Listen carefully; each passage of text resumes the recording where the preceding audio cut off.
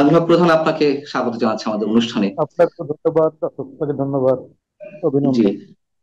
যে বিষয়টি প্রথমেই আলোচনা করতে চাই, একটু আপনার কাছ থেকে জানতে চাই আপনার প্রতিক্রিয়া। জামাতের শীর্ষ নেতা এটিএম আজহারুল একজন খালাস পেয়েছেন, একজন একজন মুক্তিযোদ্ধা হিসেবে, একজন বর্ষিয়ান রাজনীতিবিদ হিসেবে আপনার প্রতিক্রিয়া। না, অসংখ্য ধন্যবাদ। একটা বিষয় হচ্ছে যে আপনি যে বিষয়টা জানতে চেয়েছেন দেশবাসীর কাছ থেকে, একটা মারাত্মক উৎকণ্ঠা, একটা প্রশ্ন যে আসলে মানে অপ্রত্যাশিত আমাদের কাছে এটা আর কি, এই ধরনের একটা রায়। তারপরে যেহেতু কোর্টের রিভিউর মাধ্যমে এটা হয়েছে, তাই না, সেই সম্পর্কে তো কোর্টে কথা বলা যায় না।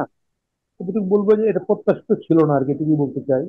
এবং বাংলাদেশের মুক্তিযুদ্ধ সময়ের যে মানুষ যারা একাত্তর দেখেছে, করেছে, যাদের বয়স, তারা দেখেছে ওই সময় জামাতের ভূমিকাটা কি ছিল। এবং জামাত সত্যি সত্যি অক্সিলারি ফোর্স হিসাবে, এবং মুসলিম লীগ ছিল কিন্তু মুসলিম লীগ এইভাবে ছিল না, অক্সিলারি ফোর্স হিসাবে বিভিন্ন বাহিনী গঠন করে পাকিস্তান আর্মির সঙ্গে একসঙ্গে কাঁধে কাঁধ মিলিয়ে মুক্তিযুদ্ধে লড়াই করেছে।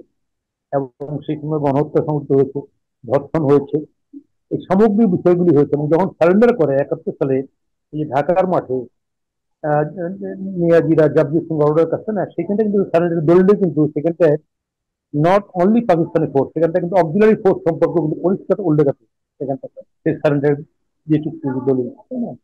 তো আজকে এইভাবে এতদিন পরে বিচারটা হয়েছিল, সেই বিচার নিয়ে অনেক প্রশ্ন উঠেছিল সেই সময়। তার সঠিকতা ব্যক্তিগতা নিয়ে বা ঠিক কিনা, বা নিয়ম মানা হচ্ছে কিনা। আমরা বারবারই চেষ্টা করেছিলাম এবং বিচারটা নিয়মের মধ্যে এবং স্বচ্ছ প্রক্রিয়া হোক। তো আজকে এখানটায় বাকিদের ফাঁসি হয়ে গেছে। এখানটায় বর্তমান রিভিউ হলো, রিভিউর মাধ্যমে সরকার, বর্তমান কোর্ট মনে করছে যেটা তাকে ছেড়ে দেওয়া যায়। কিন্তু প্রশ্নটা এই কারণে থেকে যাচ্ছে যে বিগত সময় অনেকেই যারা গ্রেপ্তার ছিলেন বিভিন্ন এরকম সন্ত্রাসী মামলায় বা জঙ্গিবাদী মামলায়, এদেরকে কিন্তু বিনা ইতি ছেড়ে দেওয়া হয়েছে। ফলে জনগণের মধ্যে এই প্রশ্নটা থেকে যাবে আর কি, এই জন্য অপ্রত্যাশিত বলছি এটাকে। ধন্যবাদ। এবং একই সাথে আপনার কাছে আমার প্রশ্ন, যেই মানবতা বিরোধী অপরাধের জন্য ট্রাইব্যুনালটি গঠিত হলো 2010 সালে, আমার যদি ভুল না হয়, ঠিক 9 কি 10 সালে। তো সেই ট্রাইব্যুনালে জামাতের শীর্ষ নেতাদের যখন বিচার শুরু হয়, আসামি পক্ষের আইনজীবী ছিলেন অ্যাডভোকেট তাজুল ইসলাম। তাকে সেই ট্রাইব্যুনালেরই এখন রাষ্ট্রপক্ষের আইনজীবী নিয়োগ করা হয়েছে, প্রধান প্রকৌশলী, চিফ প্রসিকিউটর। আবার ব্রিটিশ আইনজীবী টবি ক্যাডম্যান, যেই জামাতের পরামর্শক ছিলেন, যারা আসামি ছিলেন তাদের আইনজীবীর পরামর্শক ছিলেন, সেই টবি ক্যাডম্যানকেও আবার অন্তর্বর্তী সরকার আসার পরে সেই তাজুল ইসলামের পরামর্শক হিসেবে নিয়োগ দেওয়া হয়েছে। এবং যদি প্রশ্ন করি আপনার কাছে, আপনি যেহেতু এর মধ্যে উল্লেখ করলেন যে যারা জঙ্গিবাদের সঙ্গে অভিযুক্ত ছিলেন, অনেক ধরনের আসামি যাদের বিচার চলছিল, তারাও খালাস পেয়ে যাচ্ছেন বা জামিন পেয়ে যাচ্ছেন, এবং একই সঙ্গে টবি ক্যাডম্যান এবং তাজুল ইসলামের যে উদাহরণটি দিলাম, এইগুলোর সঙ্গে আপনি কি প্রতিক্রিয়া ব্যক্ত করবেন? একটা বিষয় হচ্ছে যে আমি ওইভাবে সম্পৃক্ততা দেখছি না। আমি আমি যেটা বলতে চাই সেটা হচ্ছে যে এই দুজনেই, এই দুজনে ওই সময় একজন আইনজীবী হিসাবে, তাই না, একটা দুঃখ বা ওদের ভাষায় দুঃখ বা একটা যে আইনের চোখে দোষী, তাকে তার পক্ষে দাঁড়িয়েছেন, এটা আইনজীবী হিসেবে দাঁড়াতেই পারেন। দাঁড়িয়ে আমি কোনো খারাপ কিছু দেখছি না। তাদের রাজনৈতিক পরিচয় অবশ্যই আছে, বিশেষ করে পাকিস্তান রাজনৈতিক পরিচয় আছে, ছাত্র জীবনে উনি কি করেছেন না করেছেন আছে। আজকের প্রেক্ষাপটে এটা আমরা আলাপ করার চেষ্টা করেছি যে কেন না, তাহলে সেক্ষেত্রে বলা হয়েছে যে সরকারের পক্ষ থেকে যে নিশ্চয়ই সে থাকলে এটা এটা কেনা বেচা হবে না, এটা নিরপেক্ষতার সঙ্গে এই বিচারটা সম্পন্ন হবে। আমরাও চাই বর্তমান সময়ে যে বিচারগুলি হবে, যে বিচারগুলি হবে এটা যেন খুব খুব প্রপার হয়তো হয়। কিন্তু একটা বিষয় এখানে প্রশ্ন তৈরি হয়ে যাচ্ছে যে সমস্ত মামলায় যাদেরকেই মামলায় ঢোকানো হচ্ছে তাকেই হত্যাকাণ্ডের মামলা ঢোকানো হচ্ছে। তাহলে এই প্রশ্নটা কিন্তু জনমনে রয়ে গেছে। এটা ঠিক আছে, কিন্তু আমি যে প্রশ্ন করতে চাচ্ছিলাম, আপনি বলছেন যাতে পারচেজ করা না যায়। ছাত্র জীবনের তিনি রাজনীতির সঙ্গে যুক্ত ছিলেন, চিফ প্রসিকিউটর। কিন্তু একটা পরিবর্তিত সরকারে, পরিবর্তিত রাজনৈতিক অবস্থায় যেই আদালতের আসামি পক্ষের প্রধান প্রকৌশলী ছিলেন, তিনি যদি আবার রাষ্ট্রপক্ষের প্রধান প্রকৌশলী হন, সেটা কি কনফ্লিক্ট অফ ইন্টারেস্ট হয় না? সেটা তো কনফিডেন্স হয়, সেটা কনফিডেন্স হয়। সেই কারণে বলছি যে বিচার প্রক্রিয়া আসলে বোঝা যাবে, তাই না, যেটা আসলে এটার মধ্যে কোনো দূরভিসন্ধি আছে কিনা। এখনই এটা বলার সময় আসেনি বলে মনে করি আমি আর কি। এটা সময় আসলে এটা বলা যাবে। জি। পৃথিবীতে এখন তো সমস্ত কিছুই ওপেন, তাই না, কোনো কিছু গোপন করে করা যায় না। ফলে সবাই সবাইকে চিনি জানি, তাই না, সময় আসলে বলা যাবে এগুলো। জি। এবং আরো একটা যে বিষয়টি তুমুলভাবে আলোচিত হচ্ছিল মাঝে, আমাদের প্রধান উপদেষ্টা যে একটি মন্তব্য করেছিলেন একটি বিদেশি গণমাধ্যমের সঙ্গে, যে রিসেট বাটনে প্রেস করা হয়েছে, এবং সেই রিসেট বাটন নিয়ে অনেকেই তুমুল সমালোচনা করছিলেন যে তিনি আসলে রিসেট বাটন বলতে কি বুঝিয়েছেন, মুক্তিযুদ্ধের ইতিহাস মুছে ফেলা হবে, নাকি বাঙালির হাজার বছর সংগ্রামী ইতিহাস যে আমাদের মুক্তিযুদ্ধের সঙ্গে জড়িয়ে আছে সেইগুলো মুছে ফেলা হবে, নতুন কোনো কিছু আহ ইতিহাস তো লেখা যায় না, কিন্তু সেই ইতিহাস লেখার চেষ্টা করা হবে কিনা, এইগুলোর সঙ্গে কি আমরা মেলানোর কোনো অবকাশ আছে কিনা, বিষয়টি আজহারুল ইসলামের বিষয়টি? মেলানোর সুযোগ আছে এগুলি সম্পর্কে। এগুলি তো ধীরে ধীরে পরিষ্কার হচ্ছে। একটা বিষয় খুব পরিষ্কার হয়ে যাবে, বর্তমান সরকার আওয়ামী লীগের ফ্যাসিজমকে মোকাবেলা করতে গিয়ে বা শেখ হাসিনা সরকারকে মোকাবেলা করতে গিয়ে ওনারা মুক্তিযুদ্ধকে মোকাবেলা করার চেষ্টা করতেছে। এবং এই যে মুক্তিযুদ্ধকে মোকাবেলা করার চেষ্টা করা, মানে বাঙালি জাতির অস্তিত্বটাকে মোকাবেলা করার চেষ্টা করছে বর্তমান সরকার। এবং এই ইতিমধ্যে এর আলামতগুলো খুব পরিষ্কার হয়েছে। এই সাম্প্রতিককালে আমরা দেখতে পাচ্ছি পাবনায়, ইভেন কি রাজশাহী ইউনিভার্সিটির নাম পরিবর্তন। আজকে বলতে দ্বিধা নেই যে রফিকুল ইসলাম বকুল ভেটার মুক্তিযোদ্ধা, বিএনপি এমপি ছিল, আরো আরো ছিল, আরেকজন ছিল, ওনাদের নামে স্থাপনা ছিল, পরিবর্তন করা হয়েছে। রাজশাহী ইউনিভার্সিটিতে সুব্রত খোদা, বিজ্ঞানী আমাদের, তাই না, তার নামে কতগুলো প্রতিবাদ হয়েছে অলরেডি। তাহলে এই যে পরিবর্তনগুলি করা হচ্ছে, এই পরিবর্তনগুলি করার থেকে পরিষ্কার হয় যে আসলে সরকারের এখানটায় আমাদের যে ঐতিহ্য, ইতিহাস, সংস্কৃতি সবটা কিছুকেই একটা পরিবর্তন করার চেষ্টা করা হচ্ছে সরকারের। আপনি জানেন জি। এখানটায় এই মব কালচার, যে কালচারটা মব কালচার এবং মব প্র্যাকটিস যেটা হচ্ছে, এই এখনো হচ্ছে যেটা, সেটা কিন্তু সেটার উৎপত্তি কিন্তু এই সরকার নিজে করেছেন বঙ্গভবন থেকে, বঙ্গবন্ধু ছবি ভাঙচুর করার মধ্যে দিয়ে। এরপরে দেখলাম আমরা 32, এবং এটা কন্টিনিউ করছে এখনো। এই যে সংস্কৃতি সরকার আমদানি করছেন, এর পিছনে অন্য উদ্দেশ্য আছে, যেটা ইতিমধ্যে বিভিন্ন জায়গার নাম পরিবর্তনের মধ্যে প্রকাশিত হয়েছে। আসলে নাম পরিবর্তন কিন্তু সংস্কার না, কিন্তু সরকার সংস্কার নামে এগুলি করছে। এবং আমি তো মনে করছি সরকার এগুলি করার কারণে সরকার আসল কাজ, মুক্তিযুদ্ধ বিরোধী কাজে সরকার প্রণোদিত হয়ে যেগুলি করতেছে, এই কারণে সরকার আসল কাজ করতে পারছেন না। না করতে পারার কারণে সরকার, দেখবেন আমি যদি মিলাই সরকারের বর্তমান কাজগুলিকে, একটু বেশি বলা হবে না নিশ্চয়ই এগুলো সরকার। এই যে বুলডোজার সরকার খুব ভারতীয় আধিপত্যবাদ করে বুলডোজার সংস্কৃতি, যোগী আদিত্যনাথের সংস্কৃতিটা, উনি বুলডোজার দিয়ে ভাঙছেন, কোর্টের আদেশ অমান্য করে ভাঙছেন, কোর্ট নিষেধাজ্ঞা তারপর ভাঙছেন। একই কাজটাই সরকার করলো, জি। বিরাট সম্মেলন করে ফেলুন, বিনিয়োগ করবেন। ডক্টর ইউনূস সাহেব দেখবেন খুব মজার ঘটনা, লোকজন বলে, পাবলিক বলে এগুলি, কয় শেখ হাসিনা প্লট নিচ্ছে এটা, তো উনি তো নিজে নিজেই তো উনি গ্রামীণ ব্যাংকের সরকারি শেয়ার তো কমায় ফেলে, উনি ওনার সরকারি সেরকম নিজের শেয়ার, গ্রামীণ শেয়ার বাড়ায় ফেললেন। তো উনি তো স্টার কি যেন একটা ওই আমেরিকান কোম্পানির সেই নেট, ওইটাকে নিয়ে নিলেন। উনি তো ম্যান পাওয়ারের লাইসেন্স নিয়ে নিলেন। উনি তো ব্যাংকের ইন্টারেস্ট, মেডিকেল কলেজ, ব্যাংকের জাতীয় ইন্টারেস্ট করে বিশ্ববিদ্যালয়।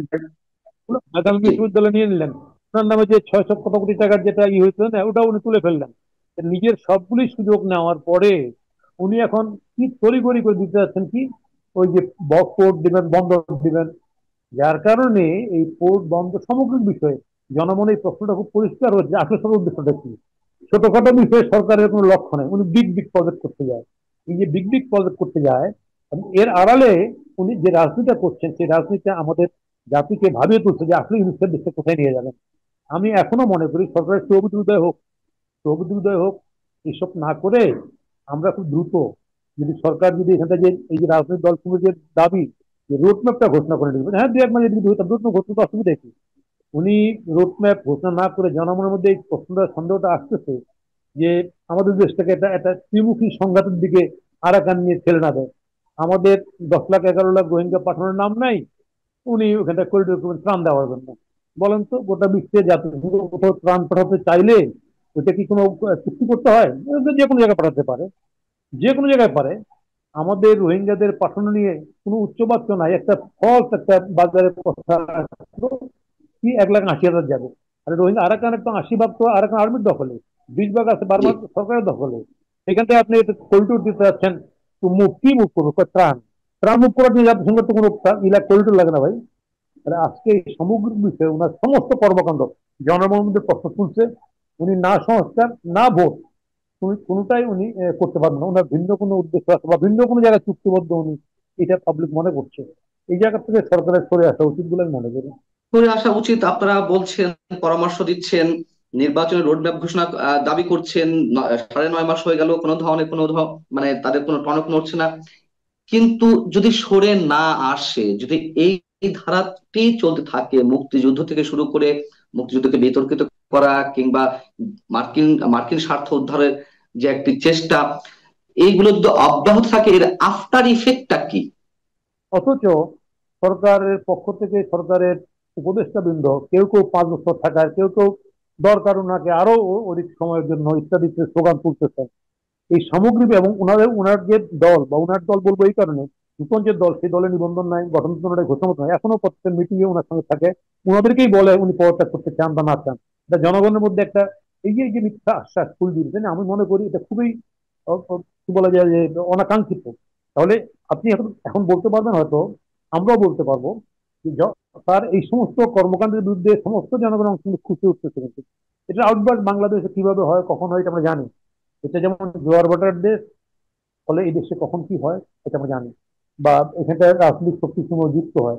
আজকে আমি এখনো মনে করছি বর্তমান সরকারের এই সমস্ত বিষয় থেকে নিজেকে দ্রুত প্রত্যাহার করা উচিত। প্রত্যাহার করে উনি যেই লক্ষ্যে এখানটায় বাংলাদেশের এই পরিবর্তনটা হয়েছে, সেই লক্ষ্য জি। বাস্তবায়নের জন্য প্রয়োজনীয় পদক্ষেপ নেওয়া। পুলিশ প্রশাসন এখন পর্যন্ত কারেক্টলি কাজ করছে না, ঠিকভাবে কাজ করছে না, কাজ করাতে পারছে না উনি। তো আমরা দেখতে পাচ্ছি উনি ইতিমধ্যে সংস্কারের কোন কোন জায়গায় সংস্কার উনি এমবিআর ভাঙছেন, দেখেন ওই জায়গায় দেওবত রায়ের মতো লোক বলছে যে এটা ঠিক হয় নাই। আচ্ছা, এরকম অনেক কাজ করছেন যেগুলি অনভিপ্রেত, অনাকাঙ্ক্ষিত, সমস্যাটাকে জটিল করছেন। এবং জটিল করার থেকে যদি বিরত না থাকেন, যদি উনি সত্যি সত্যি মনে করেন যে না, এটা রেগুলার গভর্নমেন্ট, নিয়মিত সরকার যা করে আমাকে তাই করতে হবে, তাহলে আমি মনে করবো his living in full of paradise. উনি বোকার থেকে বাস করছেন। বাংলাদেশের মানুষ, এদের সহ্য যেমন আছে, ধৈর্য যেমন আছে, আবার সময়ের এখনই বিস্ফোরিত হতে পারে। তো সেই জায়গাটা উনি খেয়াল রাখতেছেন না। আপনার পক্ষ থেকে বলা হচ্ছে, অনেক আপনি উস্কানি দিচ্ছে, বলছে যে আপনি মনোনীত, না না না। একটা মনোনীত গভর্নমেন্ট, যেমন ধরেন মনোনীত গভর্নমেন্টও যা ইচ্ছা তাই করতে পারে না। সার্বভৌমতার মালিক আমরা বলি সংসদ না, জনগণ। এবং যে কারণে জনগণের রাইট থাকে যে কোনো গভর্নমেন্ট উচ্ছেদ করার, অভ্যুত্থান করার, বিপ্লব করার। আমি মনে করি বাংলাদেশের জনগণ অবশ্যই সার্বভৌমতার মালিক, এবং জনগণ যদি বুঝিয়ে দেশের স্বাধীনতা সার্বভৌমত্বের প্রশ্নে আমাদের ভাববার সময় আছে, তাহলে কিন্তু আর ছাড় দেবে না। আপনি জানেন ইতিমধ্যে আমাদের বাংলাদেশ সেনাবাহিনী একটা গ্রেট কনসার্ন, একটা উদ্বিগ্নতা প্রকাশ করেছে তাদের পক্ষে, সত্য তো এইগুলি। এবং জনগণ খুশি হয়েছে এই কথা বলছে, আমরাও আমাদের দলের পক্ষ থেকে মনে করি ঠিক বলেছে। তাহলে এই জায়গাটা যদি উনি খেয়াল না করতে পারেন, তাহলে আমি মনে করি এই দেশটাকে উনি বিপদের মধ্যে ফেলে দিবেন। এটা হচ্ছে ভয়ঙ্কর খাদের গর্তে কিনার দিয়ে হেঁটে যাওয়ার মতো অবস্থা। ফলে এখনো সময় আছে, যেটা come back to our commitment, যে অঙ্গীকারটা করেছিলেন জাতির কাছে এই 5ই আগস্ট অভ্যুত্থান হওয়ার পরে, সেই অঙ্গীকারে ফিরে আসলে আমার ধারণা দেশ জাতি মঙ্গল। দ্বিতীয় কথা হচ্ছে এখানটায় বাংলাদেশে আর পৃথিবীর বিভিন্ন দেশে, আমি যদি সাউথ আফ্রিকাও যাই, সেখানটাও আপনার দেখবেন যে নেলসন ম্যান্ডেলা তার ওয়াইফ কুইনিকে শ্বেতাঙ্গ হত্যা করার কারণে ডিভোর্স করে দিয়েছিল, এবং বহুদিনের সমস্যা সেখানে মিটমাট করেছে। আমাদের দেশ স্বাধীনের পরে রাজাকার সমস্যা ছিল এখানে, হ্যাঁ, বঙ্গবন্ধু সাধারণ ক্ষমা ঘোষণা করতে মত কাজ করেছিলেন বলে মনে করি। শুধুমাত্র তাদের ক্ষমা করেন নাই যাদের নামে রেপ অথবা লুটপাট, অগ্নিসংযোগ, মানুষ হত্যার অভিযোগ ছিল। সেই বিচারটা সম্পন্ন করতে গিয়ে তো আজকে এত কথা হলো, এত কাজ হচ্ছে। আজকে বাংলাদেশে এখানটায় ঠিক আছে, আওয়ামী লীগের এই বিশ্বাসের কারণে আওয়ামী লীগের নেতৃত্ব দায়ী, যারা এটা এটা করেছেন শেখ হাসিনা থেকে শুরু করে, কিন্তু আমরা দেখতে পাচ্ছি গ্রামেগঞ্জে সাধারণ সমর্থকরাও এখানটায় একটা মারাত্মক কি বলা যায় যে নিষ্পেষণের শিকার হচ্ছে। একটা একটা একটা সুস্থ সমাজের জন্য এগুলো কখনোই কাম হতে পারে না। আমাদের দেশের উদাহরণ আছে দেশ স্বাধীনের পরে, এবং বাইরের উদাহরণ আছে। ফলে আমি মনে করি বর্তমান সরকার উচিত হবে একটা নির্বাচন করে দ্রুত এই জায়গা থেকে দেশটাকে রিলিফ দেওয়া। যদি দিতে পারে তাহলেই উনি যথাযথ কাজ করবেন বলে মনে আসছে। আর উনি যদি মনে করেন আমি রেগুলার গভর্নমেন্টের মতো আমাকে সব কাজ করতে হবে, তাহলে আমি বলবো উনি সব কাজই করবেন, কিন্তু আসল কাজটাই করতে পারবেন না। আপনার কাছে যে প্রশ্ন দুটো করতে চেয়েছিলাম, তার একটা উত্তর অটোমেটিক্যালি আপনি মানে অলরেডি দিয়ে দিয়েছেন সেনাবাহিনী সম্পর্কে। যে সেনাবাহিনীর তো অবশ্যই একটা রোল রয়েছে, গুরুত্বপূর্ণ রোল, সেটা তারা করার চেষ্টা করছে তাদের অন্য কোনো ইচ্ছা না থাকলেও।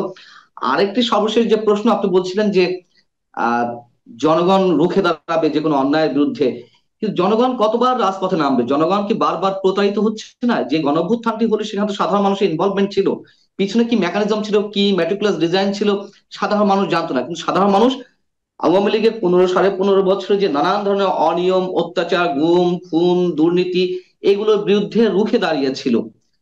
কিন্তু জনগণ তো এখন আবার প্রতারিত বোধ করছে। জনগণকে এভাবে প্রতারিত হয়েই যাবে, নাকি এর একটা সমাধান আসবে শেষমেশ? অবশ্যই অবশ্যই সমাধান অবশ্যই আসবে, সমাধান অবশ্যই আছে।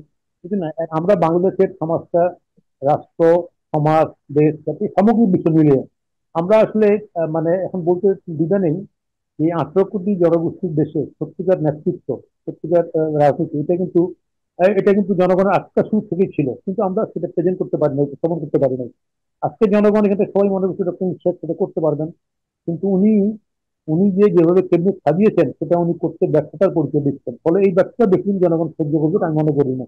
এখন সময় আছে, দ্রুত আমার ধারণা এই বিষয়ে যদি সরকার সিদ্ধান্ত বহির্মুখী করে, আমার ধারণা এখান থেকে সিদ্ধান্ত নেওয়ার মতো উত্তপ্ত পরিবেশ তৈরি হয়ে যাবে, যেটা কারোর জন্য কাম্য না, কাম্য না। আপনি জানেন এখান থেকে বাংলাদেশের সচিবালয় থেকে শুরু করে সমস্ত জায়গায় একটা অস্থিরতা কেন? কারণ সরকারের পজিটিভ একটা ডিরেকশন সরকার প্লেস করতে পারেনি সামগ্রিক বিষয়ে। ফলে সরকারের এই ক্ষেত্রে নীতি নির্দেশনার ক্ষেত্রে সরকারের মারাত্মক গ্যাপ আছে, মারাত্মক দুর্বলতা আছে। সরকার সেই দুর্বলতা স্বীকার করতে না চায়, বরঞ্চ উল্টা, এটা ওই যে পাকিস্তান আমলে আইয়ুব খানের গভর্নমেন্ট যেমন ওদের ত্রুটি হলে কিন্তু খালি বলতো ভারত করছে, ভারত করছে, ইন্ডিয়া হিন্দুস্তান বলতো সেখানে। আর এখন এনারা বলতে যাচ্ছেন ভারত বিভক্তবাদ। এই যে স্লোগান, এই স্লোগান ট্যাবলেট বিক্রি করে গণমানুষের আসলে চিন্তাকে আশঙ্কাকে বিঘ্নিত করা যাবে না। আমি সবশেষ প্রশ্ন করে ফেলেছি, তারপর আর একটা সম্পূরক প্রশ্ন না করে পারছি না। এদেশে বিপ্লবের চেষ্টা করা হয়েছিল জাসদের নেতৃত্বে, যদিও সে বিপ্লব সফল হয়নি, প্রতি বিপ্লব সংগঠিত হয়েছে। এখন এই গণ অভ্যুত্থানকে অনেকে বিপ্লব বলার চেষ্টা করেন, এবং যারা বলছেন ছাত্র সমন্বয়কদের কেউ কেউ, তারা আবার আপনি যে প্রসঙ্গ তুললেন যে বন্দর বা এনবিআর বা সচিবালয়ের মধ্যে যে ঘটনাগুলো ঘটছে, যারা প্রতিবাদ করছে গণতান্ত্রিক উপায়ে, তাদের তো রাইটস আছে, তাদের উপরে বিপ্লব ঘটানো হবে, এই ছাত্র সমন্বয়কদের কেউ কেউ বলছেন। আসলে বিপ্লব শব্দটার অর্থ কি তারা বুঝতে পারে? আপনি তো সেই জাসদের সঙ্গেই ফ্রম দ্য বিগিনিং জড়িত রয়েছেন, যেই জাসদ বিপ্লব ঘটাতে চেয়েছিল, আমি বিপ্লব সফল হয়নি, এখন যে বিপ্লব আমি বলা আসলে হচ্ছে। জি। শুনেন, আমাদের সঙ্গে মৌলিক পার্থক্য হচ্ছে যে আমরা দেশ স্বাধীনতার ক্ষমতায় ছিলাম বঙ্গবন্ধুর সঙ্গে। আমরা ক্ষমতার থেকে মুক্তিযুদ্ধের ক্ষমতা বেরিয়ে এসে আমরা আলাদা বিপ্লব করার চেষ্টা করি, সত্যি কথা চেষ্টা করেছি। ভুল ভ্রান্তি হতে পারে, আমরা চেষ্টা করি কিভাবে রাষ্ট্র ক্ষমতা আমূল পরিবর্তন করা যায়। সেটা হয়নি, প্রতিকূল হয়ে গেছে, বঙ্গবন্ধু চিন্তা হয়ে গেছে, ইত্যাদি ইত্যাদি ঘটনা। আর এখন এরা কিন্তু একটা অভ্যুত্থান করার মধ্যে দিয়ে এরা ক্ষমতা অংশীদার হয়েছে। এবং এই যে এই বয়সে ক্ষমতার অংশীদার, আপনি দেখেন, আমি আপনার ছোট্ট একটা কথা বলে থাকি জাস্ট বোঝার জন্য জনগণকে, দেশবাসীকে। আসিফ মাহমুদের ওই যে তার এপিএস, জি। এপিএস এর নামে মুয়াজ্জেম। দুর্নীতি তদন্ত হচ্ছে, তার 5 তার 5 বছর আটক হয়েছে।